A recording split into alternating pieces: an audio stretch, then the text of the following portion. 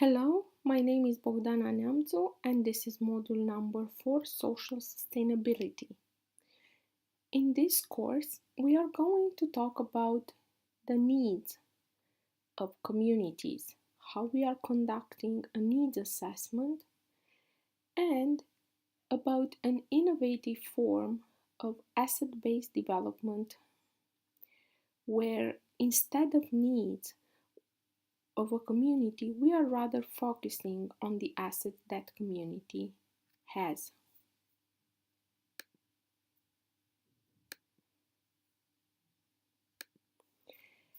Please think about the fact that, similar to individuals, most communities encounter different problems and have needs.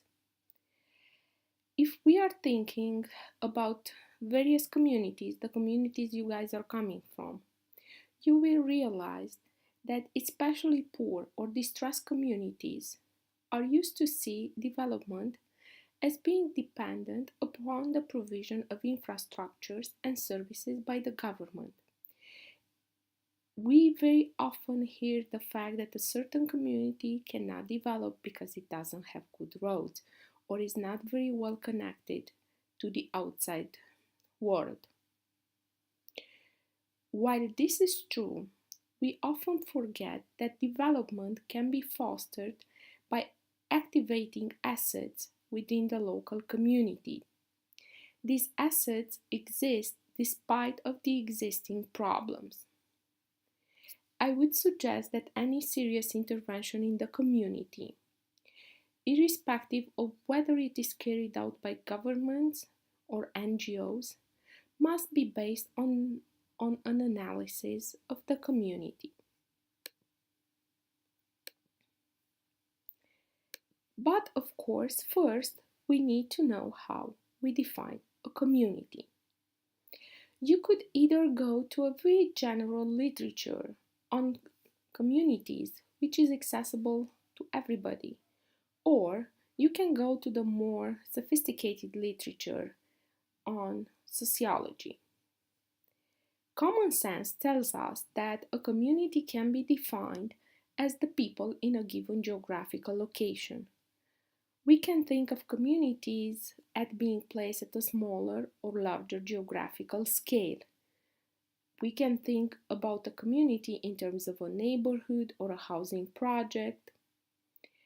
We also think of communities as groups of people that share something in common. It is not unusual to have communities defined in terms of race, economic ties, religion, culture, or ethnicity. Of course that these various communities often overlap.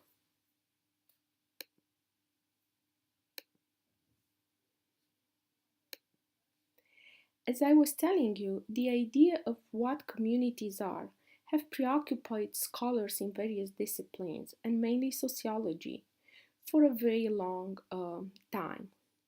On this slide, I included a definition by a German sociologist and philosopher, Ferdinand Tönnies.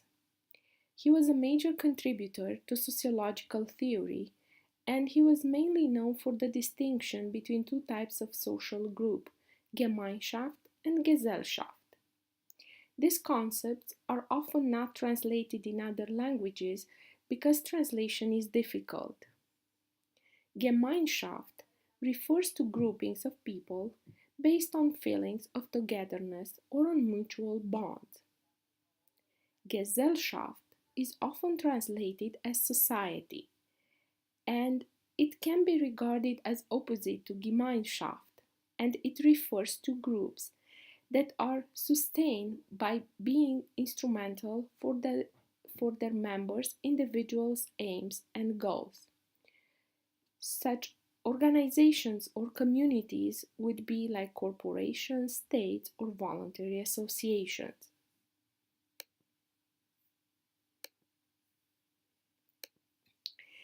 Another scholar, Max Weber, is also a German sociologist, philosopher, and legal scholar. He made a distinction between community and other forms of human associativity. Associativity is seen as a form of social organization based only on common interest and manifesting itself through rational action exchanging and exchanges expressing private interest. On the other hand, you have community, which is oriented toward action capable of self organization, within which relationships among individuals are based on the conscious of traditional or subjective affective belonging, without excluding, however, external influences.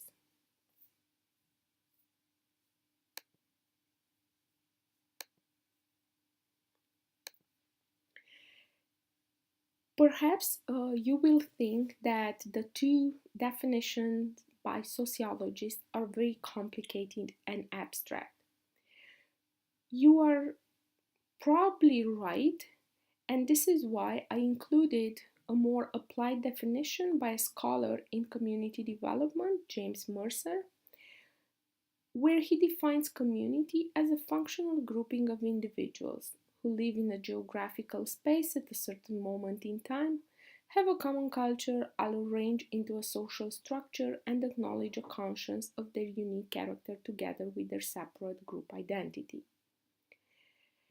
Again, I'm going back to the definitions of community offered by the two German sociologists, and you can see that even more recent definitions are still adapting or adopting certain elements from sociology.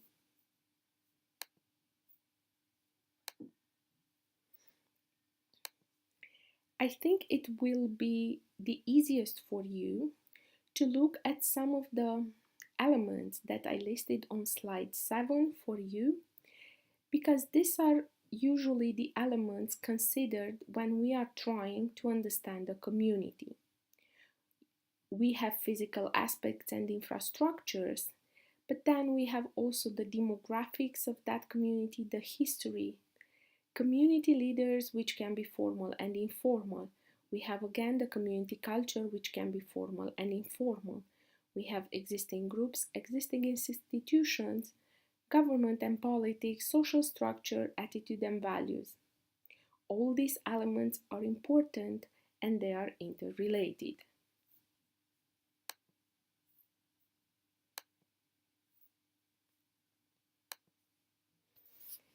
As I was telling you in the beginning of our presentation, it is important when we are discussing about communities. How do we understand the needs of a community? What kind of methods or tools are we employing? Of course, we will again start by defining needs in the context of a community. Needs have been defined as the gap between what a situation is and what it should be. In this sense, examining needs helps us to discover what is lacking and points us in the direction of future improvement. I want you to keep in mind one name, which is Robert Kaufman, who is considered the father of needs assessment because he was the first to develop a model for determining needs defined as a gap in results. You can see listed on the slide a difference or a difference that Kaufman is operating between needs described as a noun and needs described as a verb. When need is used as a noun, it refers to a gap in results and consequences, not a gap in resources or methods. This is important because future intervention models will also look at how we can use assets in order to develop communities.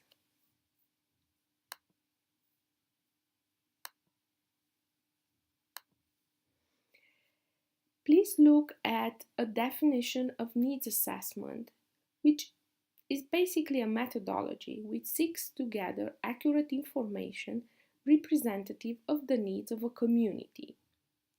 It's important to keep in mind that assessments should be performed prior to taking action and are used to determine current situations and identify issues for action. When we are doing strategic planning in communities, needs assessment is an essential step.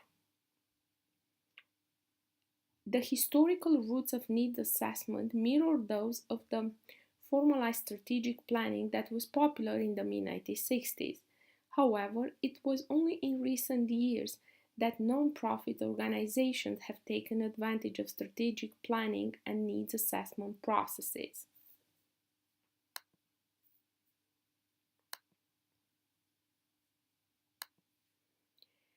As I was telling you, it's not only the needs that count. Of course, it is important to understand what challenges, what problems, what's missing from a community, what's keeping it from developing the way it wants. However, needs are only part of the story. Communities also have assets. Kratzman and McKnight made it clear in 1993 that assessing only needs is not enough. It results in an incomplete picture of a community.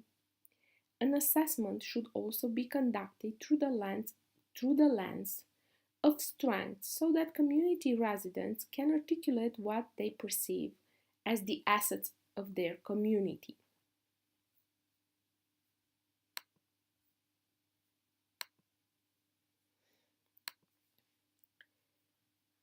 There are several arguments in favor of why conducting a community assessment.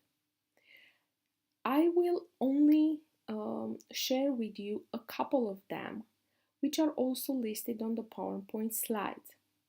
There is increased understanding within the community about its needs, why they exist, and why it is important for the needs to be addressed. Community members have the opportunity to share how the needs impact the quality of life for the larger community. Community engagement is increased because members from different parts of the community are included in discussions about needs, assets, and the community's response. The community's strengths as well as weaknesses are identified during this process. In the end, there is an inventory of the resources currently available within the community that can be leveraged to improve the quality of life for its community members.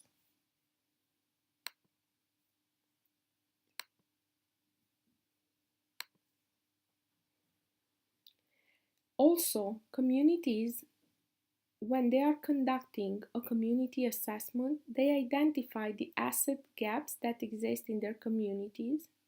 Community members have an increased awareness of how they can contribute to their community's assets. You can identify community organizations and how they can use information about community needs to assess their service delivery priorities. Following such a process, there will be data for making decisions about the actions that can be taken to address community needs and how to use the available assets. And finally, data can be used to inform strategic planning, priority setting, program outcomes, and program improvement.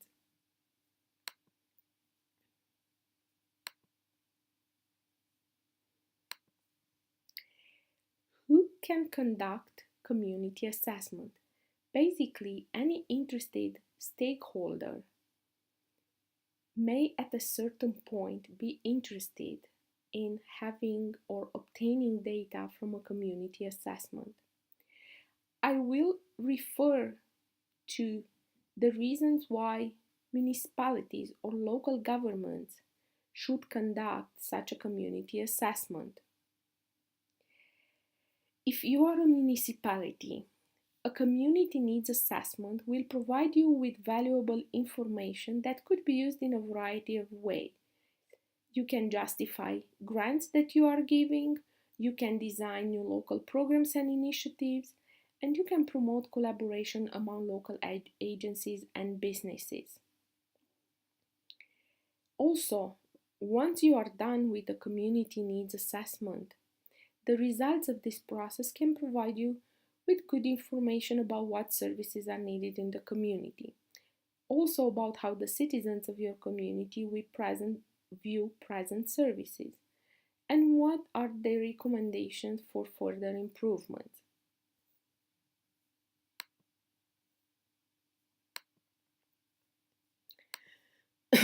When we are talking about needs assessment and community assessment, we need to be aware that there are certain principles that need to be taken into account.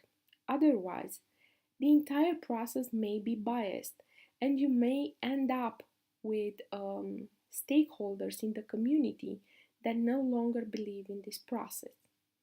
I would say that it's important to value the participation from diverse constituencies. Even if you, as a municipality or organization, need to make additional efforts to get input um, from more stakeholders, you are supposed to use multiple methods. Also, you have to encourage civic participation as well as technical elements. It is important for everybody conducting a needs assessment to keep the assessment realistic. Also, during this process, you need to value asset building.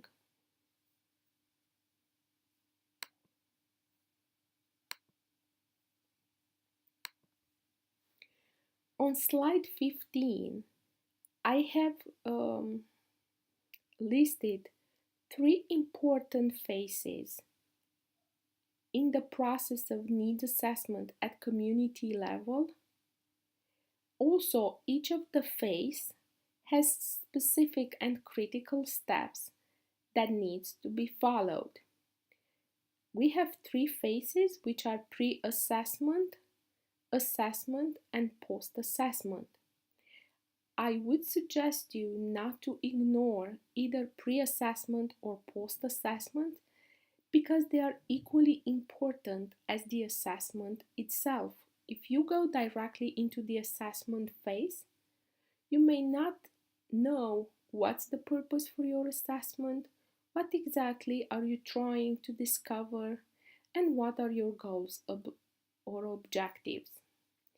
If you skip the post-assessment phase, you won't have a proper dissemination of your results, and mainly your data will not be shared with other important stakeholders in the community.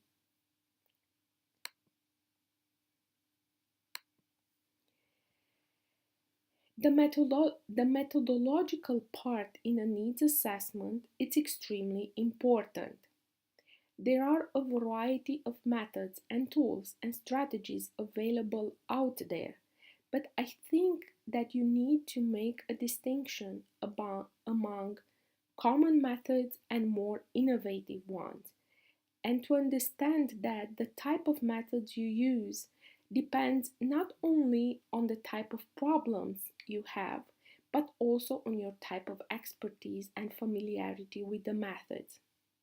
Among the common methods, I would mention using existing data, interviews, community forums, observation, content analysis, and case studies.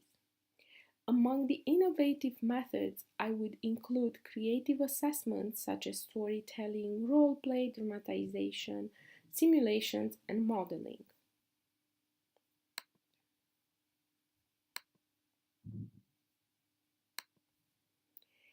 Please be careful not to mistake needs assessment for other type of strategies that also have an evaluative function.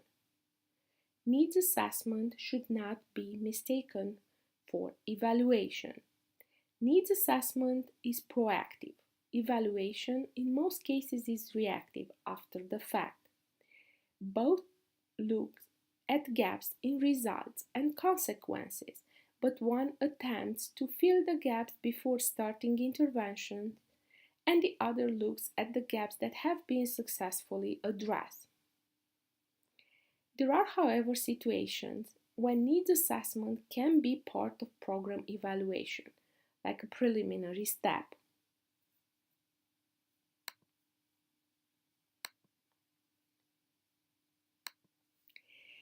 Please take a closer look at the slides 18 and slide 19, where I have included several examples of assessment and how they were conducted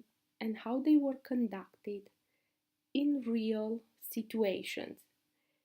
These examples are based on the literature and discuss in depth exactly how the assessment was done with the methodology used as well as the groups targeted. It is important to look especially at the last column in the table, which shows you how the results were used once they were obtained.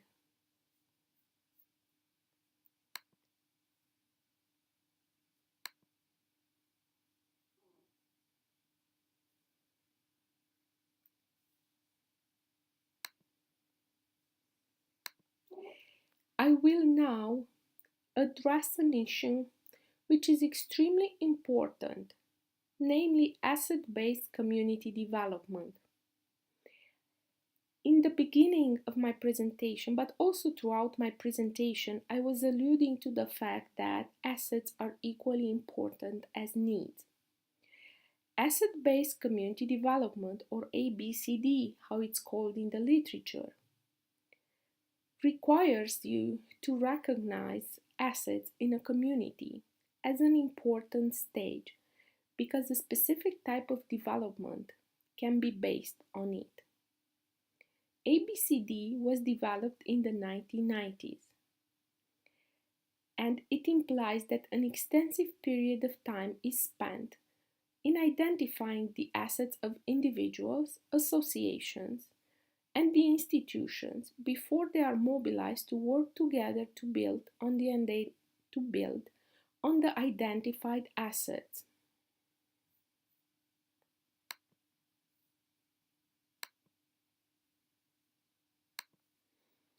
I will not focus too much on the definitions of ABCD because it is rather because they are rather straightforward. I would just say that ABCD is defined as an approach based on the principle of identifying and mobilizing individual and community assets rather than focusing on problems and needs. I would like you to understand that, again, we are witnessing a shift from the social service model, which is in line with the traditional notions of patronage and charity, to a community building model in which productive interaction and capacity building exercising spawn a sense of ownership and secure sustainability.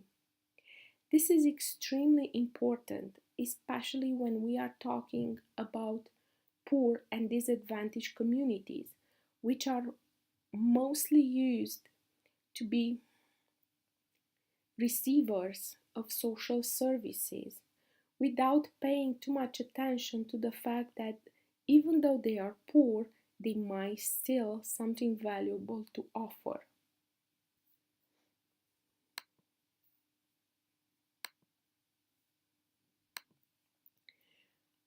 On this slide, I have included a table which looks at the differences between the social service model and the community building model. Please go over each of the items and see which are the main differences. If you start from top, you will see that one focuses on needs while the other focuses on assets. One responds to problems, the other builds from opportunities. They are completely different because the philosophy underlying these two models is completely different.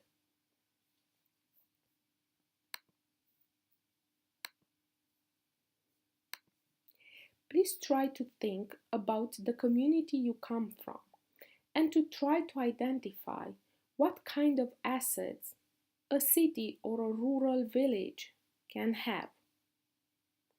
We can have individuals as assets. Perhaps you are all aware of very creative and smart residents in your communities who can make a difference. Then, at the next level, we have associations. These are small informal groups of people which are working with a common interest. They are a very valuable asset in a community. Please do not ignore them. You also have institutions. As opposed to associations where most people are volunteers, institutions are paid group of peoples who generally are professionals with expertise in a certain area. They include government agencies and private businesses, as well as schools, for example. Again, they are very valuable resources. You have physical assets. Land, for example, can be a very valuable asset. Natural resources can also be valuable assets. And then a fifth type of asset include connections. Connections are more abstract than physical assets, of course, but they are equally important because very often, if individuals or associations in a community are well connected, this can solve a lot of problems and it can facilitate access to outside or external resources.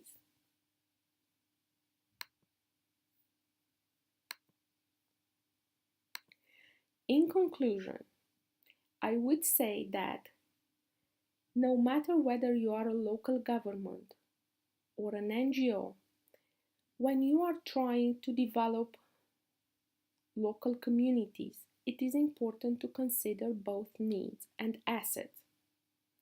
There are a variety of types of instruments out there used to conduct community assessments or needs assessment.